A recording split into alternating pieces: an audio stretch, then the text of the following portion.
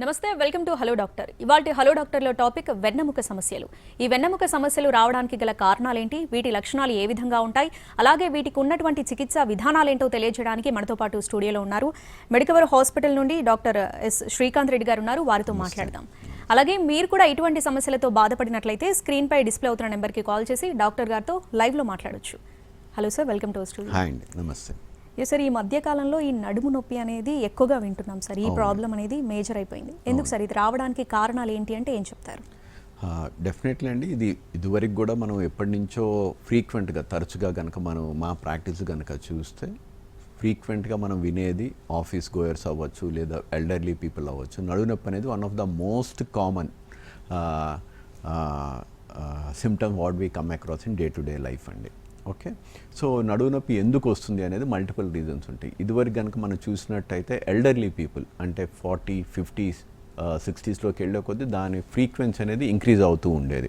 అది age related వల్ల అవ్వచ్చు, డీజనరేషన్ అవ్వచ్చు, వెయిట్ గెయిన్ వల్ల అవుతూ ఉండొచ్చు, లేదా విత్ ఏజ్ మన back muscles and spine architecture ఏదైతే ఉందో వీక్ అయ్యే కొంది కూడా మనకి ఈ బ్యాక్ పెయిన్ అనేది కలుగుతూ ఉండొచ్చు. కానీ ఇటీవల సమస్య మనం ఏం చూస్తున్నామంటే రీసెంట్గా బ్యాక్ పెయిన్ యంగ్ పీపుల్లో, అది ఎస్పెషల్లీ సెడెంటరీ లైఫ్ ఎక్కువ ఉన్న వాళ్ళల్లో తరచుగా ఎక్కువ కంప్యూటర్ ముందర కూర్చొని లేదా ఫోన్ వాడటం వల్ల లేదా స్టడీస్ పరంగా అన్నా సరే ప్రాపర్ ప్రికాషన్స్ ఆర్ పోస్చర్స్ ఎర్గోనమిక్స్ లేకుండా మనం కంటిన్యూస్ అవర్స్ టుగెదర్ కూర్చొని ఎక్సర్సైజెస్ తగ్గే కొంది ఫ్రీక్వెంట్గా మనం ఈ ప్రాబ్లం అనేది మా ఓపీడీలో చూస్తున్నామండి. సార్, దీని సిమ్టమ్స్ ఎలా ఉంటాయి సార్, ఎలా డయాగ్నోస్ చేయాలి? బ్యాక్ పెయిన్ మనం దీనిలో పేర్లు విన్నట్టయితే ఫ్రీక్వెంట్గా నడుము నొప్పితోటి బాధపడుతూ ఉంటాం. దీన్ని మనం 2-3 కేటగరైజ్ చేస్తాం. Acute, sub acute or chronic అని అంటాం. ఎక్యూట్ అంటే ఇమీడియట్గా 1-2 days వచ్చి పోతూ ఉంటుంది. అది నిద్రలో పట్టేసుకొని ఉండొచ్చు లేదా ఫార్వర్డ్ బెండ్ అయ్యాన హెవీ వెయిట్ లిఫ్ట్ చేస్తున్నప్పుడు ఆ సిమ్టమ్స్ ఎప్పుడైతే సడన్గా స్టార్ట్ అయ్యి ఉంటాయో దాన్ని ఎక్యూట్ అని అంటాము. వచ్చిపోతూ over a period of months, more than 3 months కనుక ఉంటే దాన్ని క్రానిక్ అని అంటాము. సో ఎక్యూట్ అనేది జనరల్గా కొంచెం బెడ్ రెస్ట్ అంటే 3 to 5 days బెడ్ రెస్ట్ ఇచ్చి ఎనాల్సిక్ ఇచ్చేస్తే తగ్గిపోతూ ఉంటుంది. అదే తగ్గకుండా కంప్లీట్ పెయిన్ స్కోర్ ఏదైతే ఉందో 0 అవ్వకుండా పర్సిస్టెంట్గా పెయిన్ ఆన్ అండ్ ఆఫ్ పెరుగుతూ తగ్గుతూ but it is never coming to 0 లేదా ఇన్ బిట్వీన్ అయ్యి లేదా కొంచెం యాక్టివిటీ వల్ల పెరుగుతూ మోర్ దెన్ 3 months కానీ ఉంటే దీన్ని మనం క్రానిక్ పెయిన్ అని అంటామండి. సార్, 3 stagesగా డివైడ్ చేసి చెప్పారు కదా సార్, మనం ఏ స్టేజ్లో మనం డాక్టర్ని కన్సల్ట్ అవ్వాలంటే ఏం చెప్తారు? ఐడియల్ అండి, మనం పాపులేషన్ డిస్ట్రిబ్యూషన్ కనుక చూస్తే majority of them at some point of time back pain అనేది we have to come across that అండి. అంటే పాపులేషన్ ఉన్న 100% పాపులేషన్లో 80% before they reach their 80-85 years at some point of టైంలో బ్యాక్ పెయిన్ ఉంటుంది. మోస్ట్ ఆఫ్ ది టైమ్స్ అది acute pain అవ్వచ్చు. Very rarely ఈ అక్యూట్ పెయిన్ ఎందుకు వస్తుంది మనం ఐడెంటిఫై చేసి కనుక దాన్ని జాగ్రత్తలు తీసుకోకపోతే acute can become chronic pain అండి. So what are the symptoms back పెయిన్తో పాటు అనేది ఈజ్ మోర్ ఇంపార్టెంట్ అండి. ఓన్లీ బ్యాక్ పెయిన్ అనేది మనం స్ట్రెయిన్ అయినప్పుడు కూడా రావచ్చు. దాంతోపాటు ఏమైనా నర్వ్ వీక్నెస్ కానీ తిమ్మిర్లు కానీ ఏమన్నా నడవటానికి ఇంబ్యాలెన్స్ అంటాం, అంటే బ్యాలెన్స్ అవుట్ అయిపోవటం కానీ కాలు తీసి కాలు పెట్టడానికి లేదా చెప్పులు గ్రిప్ కనుక మనకి తెలియకుండానే జారిపోతున్న వాటిల్లో we have to consult a doctor అండి. కాలర్ ఉన్నారు సార్, మాట్లాడదాం. రాజేష్ గారు రాజమండ్రి నుండి. నమస్తే అండి. నమస్తే మేడం. డాక్టర్ గారితో మాట్లాడండి. Madam, hello. నమస్తే రాజేష్ గారు అండి, చెప్పండి, వింటున్నా సార్. గుడ్ ఆఫ్టర్నూన్ అండి. గుడ్ ఆఫ్టర్నూన్ సార్, నా వయసు 30 years అండి, 38 అండి. Okay, 30 years. సార్, నాకు L3, L4, L5 ప్రాబ్లం ఉంది సార్. అసలు దేనివల్ల వచ్చిందంటారు? దేనికోసం ఉంది? చూడండి, మీకు ఆల్రెడీ L3, L4, L5 మరి అంటే కొంచెం జస్ట్ మన వ్యూవర్స్ అందరికీ చెప్పాలంటే ఈ ఎల్ సర్వైకల్ అనేదాన్ని, సర్వైకల్ అంటే మెడ్ అండి కామన్గా మా టర్మినాలజీస్, మెడికల్ టర్మినాలజీస్లో సి అంటే సర్వైకల్, డి అంటే డార్సల్ ఆర్ థొరాసిక్ అని అంటాము, ఎల్ అనేది లంబర్. సో ఈ వెనకాల ఉన్న స్పైన్ని ఏదైతే మన లోకలైజేషన్ ప్రాబ్లం ఎక్కడుంది అని లోకలైజ్ చేయడానికి మనం సి అంటే cervical, thoracic or D dorsal, L అంటే లంబార్ అంటే నడుము అనమాట. అందులో 1, 2, 3, 4, 5 వర్టిబుల్ బాడీస్ మనం లేబుల్ చేస్తాం. మీరు చెప్పినట్టు L3, L4, L5 ఇవి ఏ అయితే ఉన్నాయో జనరల్గా వాటి మధ్యలో ఉండే గుజ్జు పదార్థం, వాటిలో మనం డిస్క్ అంటాం. అది అరుగుదల వల్ల అవ్వచ్చు, మనం చేసే పనుల వల్ల అవ్వచ్చు, యాక్సిడెంట్ల వల్ల అవ్వచ్చు, ఏమన్నా డిస్క్ అనేది తరచుగా బయటకు వస్తూ ఉంటుంది. కానీ ఇట్లా వచ్చిన వాళ్ళలో అందరికీ ఆపరేషన్లు కానీ సర్జరీలు కానీ అవసరం లేదు. దట్స్ ఎ మిత్ అనమాట. సో మనము జనరల్గా ఎందువల్ల వచ్చింది, ఎంత సివియారిటీ, బయటకు వచ్చిన డిస్క్ గ్రేడ్ అని అంటాం, ఆ స్టీనోసిస్ కానీ నరాల్ని ఎంత ఒత్తుకుంటుంది అనేది ఒక గ్రేడ్ ఉంటుందండి. ఆ గ్రేడ్ కనుక చూసుకుంటే బట్ మెజారిటీ ఆఫ్ దెమ్ అంటే బ్యాక్ పెయిన్ ఉండి డిస్క్ ఉన్న వాళ్ళల్లో మెజారిటీ అంటే up to 80 to 90% of them సరైన జాగ్రత్తలు, రెస్ట్, మెడికేషన్, ఎక్సర్సైజ్తో పాటు దే విల్ ఇంప్రూవ్ అండి. సార్ ఈ బ్యాక్ పెయిన్లో ఓవరాల్గా ఎన్ని టైప్స్ ఉంటాయి సార్? బ్యాక్ పెయిన్ మనం కనుక ఇప్పుడు మాట్లాడుకుంటే రాదర్ దెన్ టైప్స్ అనేది కాజెస్ అనేది బట్టి మనం డివైడ్ చేసుకుంటూ ఉంటామండి. ఏజ్ పరంగా వచ్చేది డీజనరేటివ్ లంబార్ స్పాండిలోసిస్ అని అంటాము. అదే కనుక మోస్ట్ ఆఫ్ ది టైమ్స్ ఏదైతే మజిల్స్ వల్ల వచ్చేది మస్కోస్కెలిటల్ లో బ్యాక్ ఏక్ అని అంటాం, which will usually decrease with pain, rest and medication followed by physiotherapy. ఈ డీజనరేషన్ కాకుండా కొన్ని లైటిక్ అంటే యాక్సిడెంట్ వల్ల అవ్వచ్చు, లేదా డీజనరేషన్ అయ్యి బోన్స్లో బ్రేక్ అయిపోయి బోన్స్ ఒకదాని మీద ఒకటి మూవ్ అవుతూ ఉంటాయి అండి. దాన్ని లైటిక్ లిస్టిసిస్ అని ఉంటుంది. So based upon the pathology ఉన్న సిమ్టమ్స్ని బట్టి వేరియస్ కేటగరైజేషన్ అనేది చేయడం జరుగుతుందండి బ్యాక్లో. ఓకే, మీరు ఇందాక లంబార్ స్పాండిలైటిస్ అని చెప్పారు కదా సార్, వీటి లక్షణాలు ఏ విధంగా ఉంటాయి, సిమ్టమ్స్? చూడండి, ఇట్స్ ఏ వేగ్ టర్మ్ అండి మా సైంటిఫిక్ దీనికోసం. ఎనీథింగ్ రిలేటెడ్ టు బ్యాక్ ఏదైతే ఐటిస్ ఇన్ఫ్లమేషన్ అనమాట, నడుములో జరిగే వాపు, అది స్మాల్ జాయింట్స్ వల్ల అవ్వచ్చు, డిస్క్ లెవెల్లో అవ్వచ్చు, లేదా మన ఏదైతే స్పైనల్ కెనాల్ చుట్టూతో ప్రొటెక్షన్ లాగా ఉండే వర్టిబుల్ బాడీస్ ఏదైతే ఉంటాయో ఆ జాయింట్లు ఉండే వాపన అయితేనేమి, ఆ చుట్టూతో నరాల మీద ఉండే ఫైబ్రోసిస్ ఏదైతే ఉందో, లేదా చేంజెస్, ఏజ్ రిలేటెడ్ చేంజ్ ఏదైతే ఉందో, అవన్నీ లీడ్స్ టు ఎ పెయిన్. ఆ పెయిన్ ఈ సిమ్టమ్స్ అన్నింటినీ కలిపి మేము కామన్ టర్మినాలజీగా అంటాము. So most of them back pain తోటే ఉంటుంది. దాంతోపాటు రెడ్ ఫ్లాగ్ సైన్స్ అంటాం, అంటే న్యూరలాజికల్ వీక్నెస్ రావటము, ఇందాక మనం డిస్కస్ చేసినట్టే ఉన్న చెప్పులు పాదాల్లోంచి జారిపోవటము, లేదా పైనుంచి సయాటిక్ అని అగైన్ మోస్ట్ కామన్గా మనం వాడుకలో వింటున్న డే టు డే వింటూ ఉంటాం. నడుములో నుంచి నొప్పి స్టార్ట్ అయ్యి ఎలక్ట్రిక్ షాక్ లాగా కాలు వెనకాల నుంచి పాదం దాకా వెళ్తూ ఉంటుంది అనమాట. సో మన నర్వ్స్ ఏవైతే ఉన్నాయో బ్యాక్ నుంచి ఇందాక L2, L3, L4 అన్నాం కదా, వాటి నుంచి ఫొరామెన్స్లో నుంచి అంటే వాటి పక్కన ఉన్న హోల్స్లో నుంచి నర్వ్స్ కిందకి వెళ్ళి ఆ పర్టికులర్ ఏరియాకి సప్లై చేస్తూ ఉంటుంది అనమాట. ఎప్పుడైతే ఇది ప్రెస్ అయిపోయి ఉన్నప్పుడు ఆ ఎలక్ట్రిక్ షాక్ లైక్ సెన్సేషన్ పైనుంచి కింద దాకా back of the thigh along the nerve course మీద సయాటిక్ నర్వ్ మీద వెళ్తుంది. దీనికే మనం సయాటికా అని వాడుక భాషలో అంటూ ఉంటాం. సో ఆ పర్టికులర్ నర్వ్ ఏది ఉంది, ఎంత ఎఫెక్ట్ అయింది, అవన్నీ క్లినికల్ ఎగ్జామినేషన్, అవసరమైతే ఒక ఎక్స్రే, డైనమిక్ ఎక్స్రేస్ అంటాం, అంటే నుంచొని ఫార్వర్డ్ బెండింగ్, బ్యాక్వర్డ్ బెండింగ్లో ఎంత కంప్రెస్ అవుతుంది, ఫొరామెన్స్ ఎంత ఓపెన్ ఉన్నాయి అనేది చూసుకోవచ్చు. And third thing is an MRI ఎగ్జామినేషన్తో పాటు ఈ టెస్టులని మనం చూసుకొని ఎక్కడి నుంచి ప్రాబ్లం వస్తుందనే దాన్ని బట్టి మనము కరెక్ట్ ఐడెంటిఫై చేసి we can do the treatment అండి. సార్ ఈ బ్యాక్ పెయిన్ని కొంతమంది నెగ్లెక్ట్ చేస్తూ ఉంటారు సార్, సరైన ట్రీట్మెంట్ తీసుకోకుండా పెయిన్ కిల్లర్ ఏదో వేసుకుంటూ ఉంటారు. సో అలాంటి వాళ్ళలో మనం ఫ్యూచర్లో ఎటువంటి ప్రాబ్లమ్స్ చూస్తాం సార్? యా షూర్ అండి. ఇందామండి one of the most common back పెయినే కదా అనేసి మనం తరచుగా మెడికేషన్ అయితే తీసుకుంటూ ఉంటాం. సెల్ఫ్ మెడికేషన్ అంటాం, అది పారాసెటమాల్లో వచ్చే పెయిన్ కిల్లర్స్, మజిల్ రిలాక్స్ అవన్నీ అవుతూ ఉండొచ్చు అనమాట.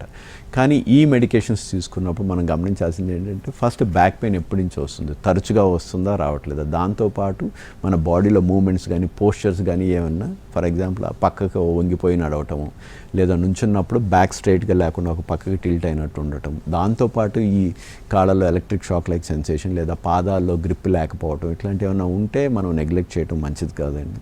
It could be an ongoing process. అది ఇన్ఫెక్షన్ అవ్వచ్చు, ఒక ట్యూమర్ అవ్వచ్చు, సింపుల్ డిస్కే అవ్వచ్చు. It is the nerves which are getting damaged. మాకు కామన్ డిక్టమ్, ఒకసారి నర్వ్ కనుక డ్యామేజ్ అయిపోతే మనం దాన్ని ఇంకా టెక్నాలజీ లేదు నర్వ్ని రీప్లేస్ చేయటము, రిపేర్ చేయటము. We can try medical management or this thing. So అట్లాంటివి జరుగుతున్నప్పుడు నెగ్లెక్ట్ చేయకుండా, ఆర్ వాట్ వీ కాల్ ఈ డ్రగ్ అబ్యూస్, ఆర్ మనం ఈ NSAIDs అబ్యూస్ చేసి కిడ్నీల మీద ఎఫెక్ట్ అవ్వకుండా చూసుకొని better to consult and early neuro specialist అండి. సార్ కాలర్ ఉన్నారు బాపట్ల నుండి, లోకేష్ గారు. నమస్తే అండి. నమస్తే అమ్మా మేడం గారు. డాక్టర్ శ్రీకాంత్ రెడ్డి గారు ఉన్నారు, మాట్లాడండి. నమస్తే అండి లోకేష్ గారు, చెప్పండి. డాక్టర్ గారు నమస్తే అండి. నమస్తే అండి. సార్ మా పాపకి 32 సంవత్సరాలండి. ఓకే. మొన్న టైఫాయిడ్ జ్వరం వచ్చేసి కాళ్ళు పట్టుకుపోయింది, నడలేకపోయింది. ఓకే. సార్ గుంటూరు ఒక పేరున్న డాక్టర్ దగ్గరికి హాస్పిటల్కి తీసుకెళ్ళాం సార్. ఓకే. MRI స్కానింగ్ మొత్తం స్కానింగ్లను తీశారు. ఓకే. కానీ పాపకి ఏముందనేది ఇప్పుడు నడవటానికి ఏమి లేవండి అని చెప్తారు ప్రాబ్లం. ఓకేనండి. బ్యాక్ పెయిన్తో పాటు నరాల వీక్నెస్ కూడా అని చెప్తున్నారండి మీరు. జనరల్గా మనం కనుక చూస్తే మీరు చెప్పినట్టు ఫస్ట్ అన్ని స్కానుల్లో మనకి బ్యాక్ ప్రాబ్లమ్స్ బయటపడతాయి అంటే లేవండి. మీరు చెప్పినట్టు ఇట్లాంటి వైరల్ ఇన్ఫెక్షన్స్ ఉన్నప్పుడు ఇన్ఫ్లమేషన్ అనేది బ్యాక్లో జరుగుతూ ఉండొచ్చు, కానీ స్కాన్స్లో నార్మల్ ఉంటాయి. మనం కనుక చూస్తూ ఉంటే normal scans with back pain 20% of the times మనకి బ్యాక్ పెయిన్ ఉన్న స్కాన్స్ తీసిన వెంటనే కాజ్ ఏంటో తెలియకపోవచ్చు. సో దీనికనే మనం డైనమిక్ ఎక్స్రేస్ అని అవ్వచ్చు, లేదా కాంట్రాస్ట్ ఎంఆర్ఐ అని అంటాము. వీటితో పాటు నర్వ్ స్టడీస్, అంటే మీ సినారియోలో ఏమన్నా వైరల్ ఇన్ఫెక్షన్ వచ్చినప్పుడు అవి నరాల మీద వాపు కూడా వచ్చి ఉండొచ్చు. అవి రెగ్యులర్ స్కాన్స్లో కనపడవు, దానికి స్పెషల్ నర్వ్ టెస్ట్ అని చేయాల్సిన అవసరం ఉంటుంది. ఇవన్నీ చేసి నార్మల్ ఉన్నా ఇట్స్ మంచిది. అన్నీ ఏది నరాల టెస్ట్ చేసాం, ఎంఆర్ఐ చేసాం, కాంట్రాస్ట్ ఎంఆర్ఐ చేసాం, అన్నీ నార్మల్ ఉందంటే జనరల్గా ఏదో చిన్న రకమైన బ్యాక్లో వాపే ఉంది, దానికి పోస్ట్ వైరల్లో ఈ ఆర్థరైటిక్ చేంజెస్ వల్ల బ్యాక్ పెయిన్ వచ్చి ఉండొచ్చు. అట్లాంటి వాళ్ళు మనం రెస్ట్ ఇచ్చి కొంచెం మెడికేషన్ హెల్ప్ తీసుకుని తర్వాత బ్యాక్ ఎక్సర్సైజెస్ ఏదైతే ఉందో అవి కనుక చేస్తే డెఫినెట్లీ క్యూర్ అనేది పాసిబుల్ అవుతుందండి. సార్, ఈ బ్యాక్ పెయిన్కి అనేది సర్జరీ ఒకటే సొల్యూషన్ సార్? సర్జరీ లేకుండా ఇంకా ఎటువంటి పద్ధతుల్లో దీన్ని నయం చేయొచ్చు సార్? చూడండి, జనరల్గా అండి మన మిస్కన్సెప్షన్ ఉంటుంది బ్యాక్ పెయిన్ అంటే సర్జరీ చేస్తే ఇంకా నడవరు అది ఇదని. ఇట్స్ ఏ బిగ్ మిత్ అండి. మనం సర్జరీ అనేది back very very rarely opt చేస్తామండి. ఫర్ ఎగ్జాంపుల్ ఇందా మనం అనుకున్నట్టు మన పాపులేషన్ కానీ ఎవరి లైఫ్లో అన్నా at some point of time 80% chance or they will have some amount of back pain అనమాట. అందరికీ సర్జరీ అవసరం ఉండదు. ఎంతమందికి అవసరం ఉండదు అంటే 90%. It is what ever medical literature says. ఇప్పుడు బ్యాక్ పెయిన్ తోటి వచ్చిన వాళ్ళకి 90% వరకు సర్జరీలు అవసరం ఉండదు. సో దానికి మనం ఏం చేయాలి? So first we need to identify cause ఏంటి, ఎందువల్ల బ్యాక్ పెయిన్ వస్తుంది. చాలా మటుకి మస్కులోస్కెలిటల్ రీజన్స్ ఉంటాయి. అది రాంగ్ పోస్చర్ అవ్వచ్చు, లో వైటమిన్ B12 D3 అవ్వచ్చు. ఓకే, దీంతోపాటు ఎక్సర్సైజెస్ లేకపోవటం వల్ల బ్యాక్ వీక్ అయ్యి బ్యాక్ పెయిన్ వస్తూ ఉండొచ్చు. సో ఇవన్నీ దేనివల్ల వస్తుంది, ఇవన్నీ కరెక్ట్ చేసుకొని some amount of core strengthening అంటాం. అంటే బ్యాక్ ఉన్న మజిల్స్కి ఎక్సర్సైజ్ చేసుకుంటూ కొంచెం స్ట్రెంత్ పెంచుకుని బ్యాక్ పెయిన్ తగ్గిపోతూ ఉంటుంది అనమాట. లోడ్ పడకుండా చూసుకోవటం. సో ఇవన్నీ చేసిన వల్ల majority of them can be taken care అండి. అక్యూట్ ఫేజ్లో మాత్రమే, సివియర్గా ఉన్న స్టేజ్లో మాత్రమే మనం కొంచెం మెడికల్ హెల్ప్ తీసుకొని తర్వాత కొంచెం లైఫ్ స్టైల్ చేంజెస్, స్ట్రెంథనింగ్ ఎక్సర్సైజ్తో పాటు we can prevent back pain అండి. ఓకే సార్, కాలర్ ఉన్నారు సంగారెడ్డి నుండి చంద్ర గారు. నమస్తే అండి, డాక్టర్ గారితో మాట్లాడండి. నమస్తే డాక్టర్ గారు. నమస్తే సార్. నమస్తే అండి. నమస్తే సార్, నాకు 2000 May 25కి నాకు కొంచెం పెయిన్ వచ్చింది సార్, బ్యాక్ పెయిన్. అంటే బిఫోర్ ఉండే నాకు బ్యాక్ పెయిన్ ఉంది సార్. ఓకే. అయితే నేను 22/6/2024లో నేను ఎంఆర్ఐ తీయించుకున్నాను సార్ డాక్టర్కి ఇక్కడ కర్ణాటక కన్సల్ట్ చేసి. ఓకే. అయితే L1, L2, L3, L4 and L4, L5 leave అని ఇట్లా ఇచ్చింది సార్ నాకు. ఓకే. మళ్ళీ నాకు పెయిన్స్ ఏంటి అంటే sir, neck pain, shoulder pain, back pain, మళ్ళీ నాకు షుగర్ ఉంది సార్, బీపీ ఉంది, హార్ట్ స్టంట్ చేసింది సార్ 2019లో. షుగర్ వచ్చింది 2016. ఓకే. బీపీ కూడా అప్పుడు వచ్చింది సార్. ఇప్పుడు నాకు భుజాల నొప్పులు, నడుము నొప్పులు, ఈ మెడాల నొప్పులు. ఈ మెడకు కూడా బెల్ట్ ఇచ్చింది సార్, నడుము నొప్పులకు బెల్ట్ ఇచ్చింది సార్. పండుకోవటానికి కూర్చునటానికి కూడా పెయిన్స్ చాలా వస్తుంది సార్. ఇక్కడ వెనక ఈ వీపు సైడ్ లో ఏమన్నదంటే ఉబ్బుతుంది సార్. ఓకే. సో చూడండి, మీకు కోమార్బిడిటీస్ మనం ఏదైతే అంటామో బ్యాక్ పెయిన్తో పాటు మీకు చాలా అదర్ కోమార్బిడిటీస్ అనేవి ఉన్నాయండి. ఇట్లాంటి దాంట్లో క్రానిక్ పెయిన్ ఉన్న వాళ్ళల్లో జ్వరం ఉందా లేదా, ఈ డయాబెటీస్ ఉండి దానికి ట్రీట్మెంట్ కనుక మనం తీసుకుంటా ఏదైతే ఉందో మనకి ఎంత మటుకు కంట్రోల్ ఉంది, ఎస్పెషల్లీ మీ దాంట్లో స్వెల్లింగ్ వచ్చిందంటే అండర్లయింగ్ ఏమన్నా ఇన్ఫెక్షన్ ఉండే ఛాన్సెస్ ఉంటాయండి. నా సజెషన్ అయితే మీరు ఫర్దర్ నెగ్లెక్ట్ చేయకుండా మీ దగ్గరలో ఉన్న న్యూరో స్పెషల్ కన్సల్ట్ చేస్తే బెటరు. దానికి కొన్ని ఇన్వెస్టిగేషన్స్, అది ఇందాక మనం డిస్కస్ చేస్తున్నట్టు ఎక్స్రే అవ్వచ్చు లేదా ఎంఆర్ఐ అవ్వచ్చు, చేసి చూసి లోపల ఏమైనా ఇన్ఫెక్షన్ ఉందా, స్వెల్లింగ్ ఎందుకు వచ్చింది ఏంటి అనేది చూసి దాన్ని కరెక్ట్గా ఐడెంటిఫై చేసి ట్రీట్మెంట్ తీసుకోవాల్సిన అవసరం ఉందండి. సార్, ఈ బ్యాక్ పెయిన్ రాకుండా ఉండడానికి మనం ఎటువంటి ప్రికాషన్స్ తీసుకోవాలి sir? Lifestyle modification? Yes అండి. అండి, ఇందా మనం డిస్కస్ చేస్తున్నట్టు one of the most common thing what we are seeing is ఈ కాలంలో యూజింగ్ ఆఫ్ ఫోన్. అది ప్రొఫెషనల్స్ కనుక వస్తే ల్యాప్టాప్ అవ్వచ్చు, డెస్క్టాప్ అవ్వచ్చు. మనకి ప్రొలాంగ్ అవర్స్ ఎక్స్పోజర్ అవటం వల్ల ఇంప్రాపర్ పోస్చర్స్, ఏదైతే మనం అంటుంటాం అది కూర్చున్న విధానం అవ్వచ్చు, స్ట్రైట్గా కూర్చోటం, ergonomics in our scientific language ప్రాపర్గా ఫాలో అవన వాళ్ళల్లో is one of the factor అండి. సెకండ్ వచ్చేసి లో vitamin B12, D3, okay, and other essential amino acids కానీ ఆర్ వైటమిన్స్ తక్కువ ఉన్న వాళ్ళల్లో వీక్ మజిల్స్ వల్ల, మజిల్ స్ట్రెంత్ లేకపోవటం వల్ల ఈ బ్యాక్ పెయిన్ అది ఫ్రీక్వెంట్గా వస్తూ ఉంటుంది. దీంతోపాటు కొంచెం సెడెంటరీ లైఫ్ ఎక్కువ అయిపోవటం వల్ల మనకి ఏదైతే ఆ మజిల్ ఇన్హెరెంట్ స్ట్రెంత్ ఏదైతే ఉందో వాటిని సరిగ్గా ట్రైన్ అవ్వకపోవటం వల్ల బ్యాక్ పెయిన్ అనేది ఫ్రీక్వెంట్గా వస్తూ ఉంటుందండి. సో ఇవి కనుక మనం కరెక్ట్ చేసుకుంటే వర్క్ ప్లేస్లో ఉన్నప్పుడు కానీ లేదా ఫోన్ ఉన్నప్పుడు కానీ try not to bend where cervical మీద ఎక్కువ ఉంటుంది, కింద పడిన వస్తువు ఫార్వర్డ్ బెండ్ కాకుండా సైడ్ బెండింగ్ అయి తీసుకోవటం, స్మాల్ బ్యాక్ పెయిన్ ఉన్న ఈ ట్రిక్స్ కనుక చేసుకొని with good adequate nutrition and back exercises we can prevent back pain for future అండి. సార్ ఈ ఫిజియోథెరపీ అనే రోల్ ఏంటి సార్ ఈ బ్యాక్ పెయిన్లో, అండ్ ఇది ఎప్పుడు అవసరం అవుతుంది? మనం కనుక ఇప్పుడు డిస్కస్ చేస్తున్నట్టు ఏదైతే స్ట్రెంథనింగ్ అనేది ఉండదు for any human being or మనం మనుషులకి ఎవరైతే ఉన్నారంటే బ్యాక్ ఎక్సర్సైజ్ అనేది వెరీ మచ్ రిక్వైర్డ్ అండి. సెడెంటరీ లైఫ్ ఆర్ అండ్ ఆఫీస్లో ఎక్కువ కూర్చొని ఉన్న minimum of 3 hours over a period of week, 1 weekలో కనుక మీరు 3 hours మీ బ్యాక్కి కానీ ఓవరాల్ ఎక్సర్సైజ్ కనుక కేటాయిస్తే that is very much required and it is a good thing అండి. దాంతోపాటు కోర్ స్ట్రెంథనింగ్ అని అంటాం. ఆ ఎక్సర్సైజ్లో భాగంగానే మెడ, లోవర్ బ్యాక్, నడుము ఏదైతే ఉందో దాని పక్కన ఉండే మజిల్స్ని అన్నీ కలిపి మనం కోర్ అని అంటాం. ఆ కోర్ స్ట్రెంథనింగ్ ఎక్సర్సైజ్ కనుక చేస్తే ఇది స్ట్రెంథన్ అయిపోయి it will prevent any for. దాన్ని చేసేది ఇదే ఫిజియోథెరపీ అండి. Physiotherapy is nothing but we will teach exercises అనమాట మన పేషెంట్స్కి కానీ ఎవరైతే సఫర్ అవుతున్నారో ఈ నెక్, లోవర్ బ్యాక్ ఎక్సర్సైజెస్ వీటితోటి మన కోర్ స్ట్రెంత్ని పెంచుకొని మళ్ళీ బ్యాక్ పెయిన్ రాకుండా will take care of them అండి. దాంతోపాటు ఎక్సర్సైజ్తో పాటు sometimes we use IFT, tensor ultrasound therapies and all to decrease acute ఆ పెయిన్ ఏదైతే ఉందో దాన్ని తగ్గించడానికి మనం వాడుతూ ఉంటామండి. మరో కాలర్ ఉన్నారు సికింద్రాబాద్ నుండి, జగన్నాథరావు గారు. నమస్తే అండి. మేడం, నాకు ఒక చిన్న డౌట్ క్లారిఫై చేయాలండి. హలో హలో వినిపిస్తుందండి? మీ ప్రాబ్లం ఏంటో చెప్పండి, మాట్లాడండి. నాది లెఫ్ట్ హ్యాండ్ ఎల్బో కింద portion and left hand palm right corner portion ఎక్కువగా ఉంటుందని తగ్గట్లేదండి. ఇది ఎన్ని ఎక్సర్సైజ్ చేసినా అది అది ఎల్బో దగ్గర. ఇంకోటి ఏంటంటే దాని గాలి ఇక్కడే ఒగ్గు పెట్టినప్పుడు మోచేయి దగ్గర కొద్దిగా అదేంటంటే అది జీజీ అన్నట్టుగా వస్తుందండి. అది 2 ప్రాబ్లమ్స్ అండి. ఇది యాక్చువల్ కారణం ఏమిటని కనుక్కుందామని. అండ్ మీరు చెప్పింది కనుక మనం చూస్తే ఏదైతే నెక్ నుంచి పై దాకా వచ్చేసి ఎల్బో దాకా వస్తుంది అని అంటే అది మోస్ట్ ఆఫ్ ది టైమ్ మనం డిస్కస్ చేస్తున్నట్టు నెక్లో ఏమన్నా నర్వ్ కనుక కంప్రెస్ అయితే అలాంగ్ కాళ్ళ కింద ఎట్లా మనం ఇందాక సైడ్కి అన్నామో అట్లానే మెడ నుంచి చేతి భాగం నుంచి వెనక భాగం నుంచి వచ్చి చేతిలో తిమ్మిళ్ళు రావటం కానీ పట్టుకోవటానికి ఇబ్బంది అవటం కానీ అవన్నీ ఉంటుంది. మీరు చెప్పిన సిమ్టమ్స్ అయితే ఎక్స్ప్లెయిన్ చేసి చూసి డెఫినెట్లీ నర్వ్ అనేది కంప్రెస్ అవుతుంది. మీరు కూడా మీ దగ్గరలో ఉన్న ఒక neuro specialist better to consult at the earliest అండి. దీంతోపాటు ఇంకా అడిషనల్ ఏమైనా ఉన్నాయా అనేది మనం చూసుకోవాలి క్లినికలీ. అంటే నెక్ బాగానే తిరుగుతుందా, నెక్ ఏమైనా స్ట్రక్ అవుతుందా, ఆ గ్రిప్తో పాటు సెన్సేషన్ ఎలాగుంది, లేదా మీరు అన్నట్టు ఆ ఎల్బో దగ్గర ఏమైనా నర్వ్ ఎంట్రాప్మెంట్ అంటాం.